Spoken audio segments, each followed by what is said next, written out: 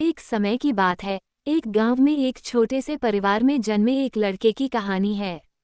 उसका नाम राम था। राम बहुत ही सामान्य परिवार से संबंध रखता था, जहां संसार की कठिनाइयों का सामना करना आम बात थी।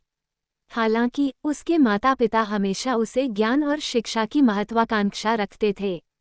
राम के माता पिता उसे अच्छी शिक्षा देने के लिए हर संभव प्रयास करते थे, लेकिन उनके पास संसाधनों की कमी थी।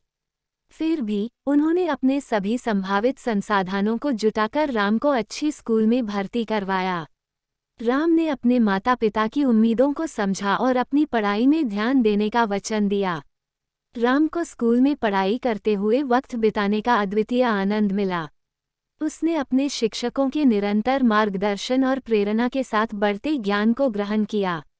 उसकी लगन, मेहनत और समर्पण के आदर्श देखकर उसके शिक्षक भी उसके प्रति आदर और सम्मान की भावना व्यक्त करने लगे। जब राम माध्यमिक शिक्षा पूरी करने के लिए अग्रसर हुआ, उसे अपने पढ़ाई में और भी उत्साह मिला।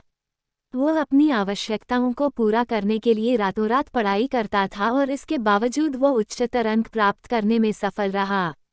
राम ने अपने उच्च विद्यालय में भी सम्मानजनक स्थान हासिल किया।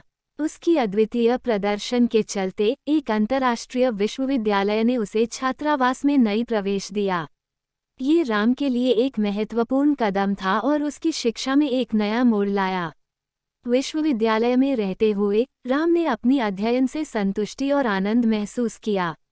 उसका अध्ययन संगठित और उच्च स्तरीय था और वह लगातार अपने लक्ष्यों की ओर बढ़ रहा था। उसने आवश्यकता से ज्यादा काम किया, संगठन की क्षमता विकसित की और बहुत से छात्रों को मार्गदर्शन और सहायता प्रदान की। अंततः राम अपनी उच्चतम शिक्षा पूरी करके विश्वविद्यालय से सम्मानित होकर निकला।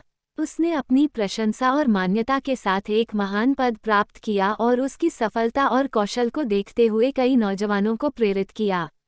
वो एक उदाहरण बन गया, जिससे स्पष्ट होता है कि अगर कोई व्यक्ति लगन, समर्पण और मेहनत से प्रयास करे, तो उसके सामर्थ्य को कोई भी सीमा नहीं रोक सकती। राम की कहानी सफलता के एक अद्वितीय उदाहरण के रूप में उद्घाटित होती है, जहां वह अपने संसाधनों की कमी को भी दूर करके अपने लक्ष्यों को प्राप्त करता है। उसकी सफलता उसकी निरंतर प्रगति, सामर्थ्य और समर्पण के परिणामस्वरूप हुई।